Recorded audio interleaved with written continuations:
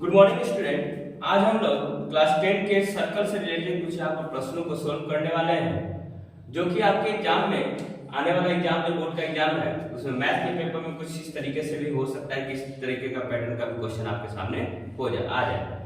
तो देखिएगा, पहला क्वेश्चन इस प्रकार है, if from any point of the common कोड of the two intersecting circles tangent be drawn to the circle prove that they are equal. इस कहने का मतलब जो है, अगर कोई बाहरी पॉइंट है वहां से जो है कॉमन कोड को अगर जोड़ा जाए तो इन दैट कंडीशन देखिएगा कि tangent two drawn to the circle they are equal. इस कहने का मतलब उस बाहरी पॉइंट से जो अगर कोई टेंजेंट को अगर ड्रॉ किया जाता है तो अपने आप में क्या होंगे, बराबर होंगे। तो देखिएगा, दो सर्कल्स है यहाँ पर, एक सर्कल मान लेते हैं इसको क्या है C1 और एक सर्कल है दूसरा क्या है C2। ठीक है, इसका कॉमन कोड क्या है XY। इस कहने का मतलब ये दोनों सर्कल इस तरीके से इंटरसेक्ट करता है कि एक दो पॉइंट बनते हैं, वो क्या है X और दूसरा क्या है Y।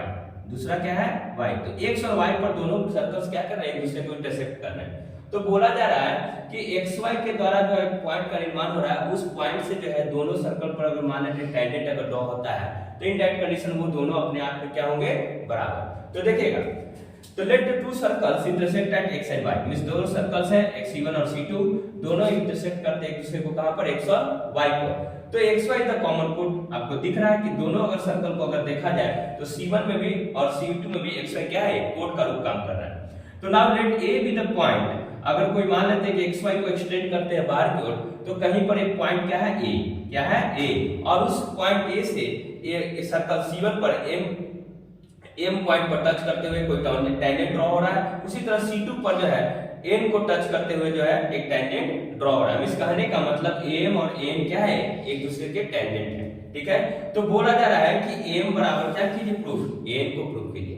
अब जानते हैं, जैसा कि आप जानते हैं कि आई नो दैट अगर कोई टेंजेंट होता है और मान लेते हैं कि कोई सेकेंड होता है तो उसके बीच में कोई रिलेशन होता है। इस कहने का मतलब as you know if PT भी टेंजेंट, अगर मान लेते हैं कि कोई टेंजेंट PT है और उसी समय देखिएगा कि circle from an external point P and a secant to the circle through P intersects the circle at a point A and B, then PT is equal to PA into PB। इस कहने का मतलब जो है, अगर यहाँ पर देखा जाए कि अगर AM एक कोड है, सॉरी AM क्या है, टेंजेंट है, और वहां पर देखिएगा कि AXY क्या है, एक सेकंड है, AXY क्या है, एक सेकंड है, तो उसके बीच में एक रिलेशन होता है कि AM square equal to AX into AY।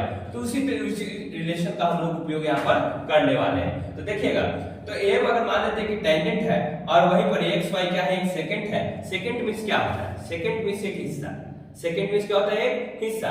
तो सेकंड आप देखिएगा कि जनरली क्या होता है, टेंजेंट जो होता है वो बाहर से पास होता है और सेकंड क्या होता है, अंदर से क्रॉस करते हुए सर्कल से गुजरता है। तो m स्क्वायर इक्वल टू क्या होता है, x into ay। m square equal to x into ay, उसी रिलेशन का उपयोग करते हुए। उसी तरह मान लेते हैं कि a दूसरा टेंजेंट है और उसी दौरान AXY फिर से क्या होगा, सेकंड होगा। तो in that condition AN square equal to क्या हो जाएगा, AX into AY। तो पहला और दूसरा इक्वेशन को अगर हम कंपैरिजन करते हैं तो इसका भी RHS पार्ट और इसका भी RHS पार्ट आपको दिखाई दे रहा होगा कि इक्वल है। मींस यहां भी x into AY, यहां भी x into AY। तो AM स्क्वायर इक्वल टू क्या हो जाएगा, AN स्क्वायर। और जब AM square equal to AN square हो जाएगा तो AM इक्वल टू AN क्या हो जाएगा, प्रूफ। तो इस तरीके से पहला क्वेश्चन जो है प्रूफ हो चुका है। दूसरा क्वेश्चन देखिएगा, if P and PB are the tangent from an outside point P। इस कहने का मतलब जो है, अगर कोई पॉइंट P है, एक सर्कल है C, सर्कल क्या है C, उस पर जो है टेंजेंट ड्रॉ किया जाता है PA और PB, PA और PB।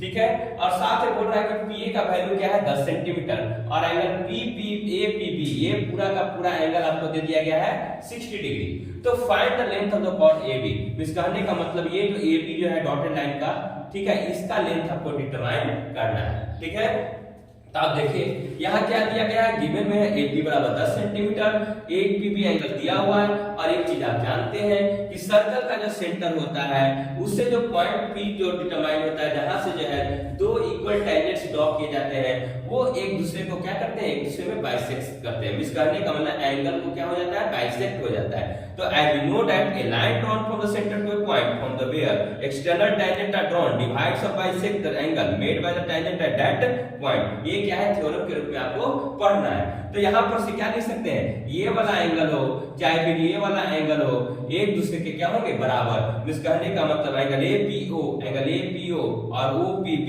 क्या हो जाएगा हाफ ऑफ 60 डिग्री, इस कहने का मतलब 30 डिग्री।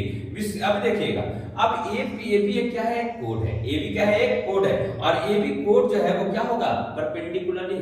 इस कहने का मतलब है एक दूसरे के क्या है, परपेंडिकुलर। और ध्यान दीजिएगा यहाँ पे क्या होता है, एक रिलेशन होता है जो थ्योरम में आपने पढ़ा होगा कि ए बी कोड होगा, उस दौरान ये क्या होगा, परपेंडिकुलर होता है तो इन दैट कंडीशन ये दूसरे के क्या करते हैं, बाइसेक्ट करते हैं। तो ए बी बराबर क्या हो जाएगा, 2 टाइम्स एम, ए बी बराबर 2 टाइम्स एम।